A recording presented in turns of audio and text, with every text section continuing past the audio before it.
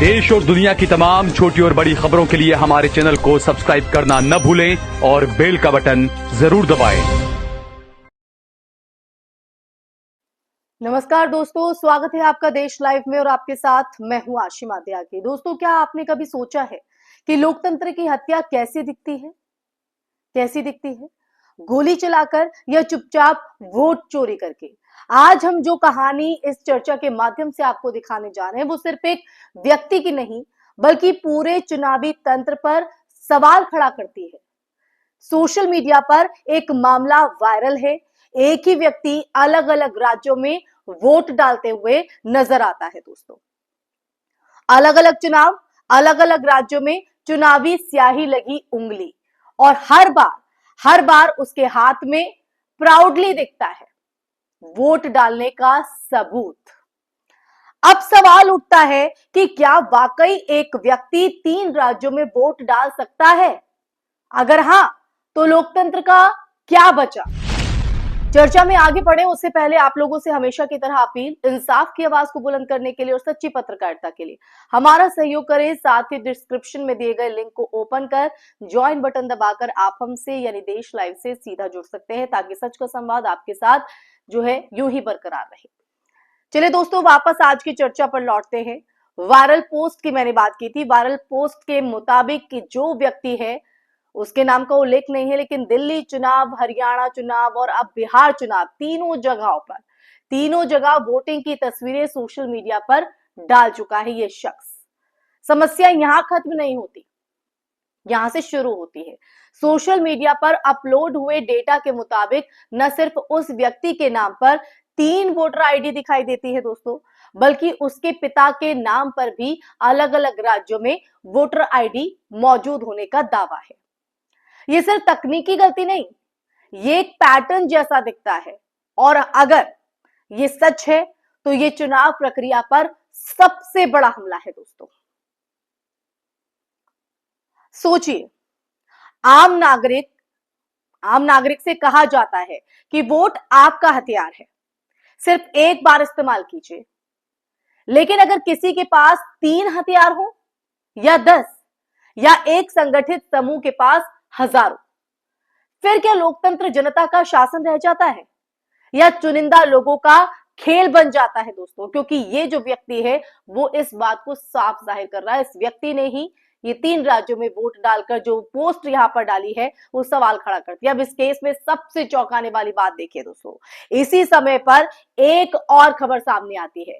Live law की report के मुताबिक दिल्ली हाई कोर्ट में सुनवाई के दौरान चुनाव आयोग ने बताया कि 2024 लोकसभा चुनाव का सीसीटीवी फुटेज अब मौजूद नहीं है, वो नष्ट हो चुका है। आप सोचिए, सबसे बड़ा लोकतांत्रिक अभ्यास, लाखों मशीनें, करोड़ों वोट और सीसीटीवी फुटेज जिसे सबूत के तौर पर रखा जाना चाहिए था, वही गायब, वो डिस्ट्रॉय हो चुका है। क्यों? इतना महत्वपूर्ण डेटा, इतना इंपॉर्टेंट डेटा किसने नष्ट किया और किस प्रक्रिया के तहत? देश में एटीएम से 5,000 रुपए निकालो, सीसीटीवी फुटेज सालों तक रहता है, लेकिन देश की किस्मत बदलने वाले वोट का फुटेज सिर्फ कुछ महीनों में नष्ट। और अगर हुआ भी तो वो किसने किया, क्या मंशा थी, क्या प्रक्रिया है? आज विपक्ष सवाल उठा रहा है कि मतदान की प्रक्रिया और वोटिंग का परिणाम पारदर्शी क्यों नहीं है। राहुल गांधी ने एक प्रेस कॉन्फ्रेंस में आरोप लगाया कि देश में वोट चोरी व्यवस्था चलाई जा रही है, जहां सिस्टम इस तरह डिजाइन कर दिया गया है कि सत्ता में बैठे लोग चाहे तो चुनाव अपनी मर्जी से मोड़ सकते हैं। उस समय सत्ता समर्थक ये कहकर हंस रहे थे दोस्तों कि ये बस आरोप है, सबूत कहां है? समझिए आप। और अब सोशल मीडिया पर ये वायरल मामला जो है वो सामने आता है, जहां एक व्यक्ति 3 राज्यों में वोट डाल रहा है और वहीं दूसरी तरफ चुनाव आयोग ये कहता है कि लोकसभा चुनाव का सीसीटीवी फुटेज नष्ट कर दिया गया। क्या ये संयोग है या कुछ छुपाया जा रहा है दोस्तों? ये तमाम वो सवाल हैं जो इस पूरी तस्वीर के साथ खड़े होते हैं।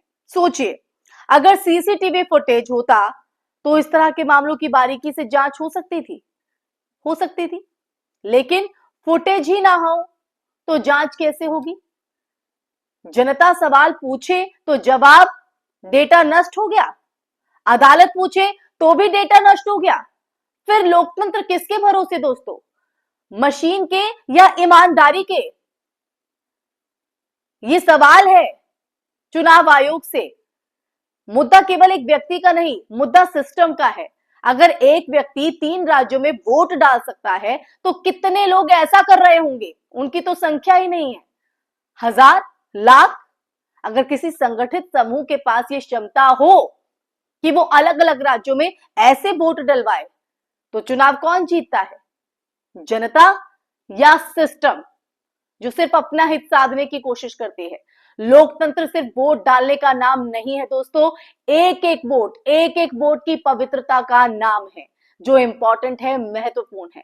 अगर वोट चोरी होता है तो जनता हारती है, यानी आप और हम हारते हैं।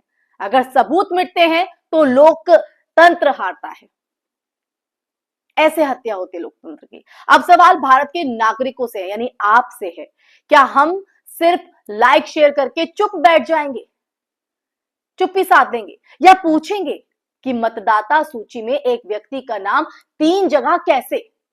सीसीटीवी फुटेज नष्ट किसके आदेश पर और क्यों किया गया? चुनाव आयोग जवाब दे कब होगा? ये सवाल हमें पूछने होंगे दोस्तों। आज सत्ता में कौन है उससे ज्यादा मायने ये रखता है कि लोकतंत्र में कौन बचेगा। अगर चुनावी प्रक्रिया पर भरोसा खत्म हो गया तो सत्ता चाहे जिसकी भी हो, जनता की हार तय है। और आज के इस चर्चा के अंत में आप याद रखिए दोस्तों, याद रखिए कि चुनाव सिर्फ वोट नहीं होता, जनता की आस्था होती है। आस्था टूट जाए तो लोकतंत्र बचता नहीं, बस सिर्फ दिखता है। तो आप ही तय कीजिए कि सवाल पूछेंगे या चुप रहेंगे। इसी के साथ इस चर्चा में फिलहाल के लिए बस इतना ही। ये चर्चा आपको कैसी लगी, साथ ही इस चर्चा को सुनने के बाद आपके जहन में किस तरह के सवाल हैं, कमेंट बॉक्स में कमेंट करके आप जरूर बताइएगा। चुनाव आयोग के इस जवाब को आप किस तरह से देखते हैं, इस पर आपका नजरिया क्या है, हमारे साथ जरूर साझा कीजिएगा कमेंट बॉक्स में कमेंट करके। साथ ही इस वीडियो को ज्यादा से ज्यादा शेयर कीजिएगा और हमारे चैनल देश लाइव को सब्सक्राइब कीजिएगा। फिर हाजिर होंगे एक ऐसा ही मुद्दा सच के संवाद के साथ लेकर। तब तक के लिए अपना ख्याल रखें। जय हिंद, जय भारत, नमस्कार।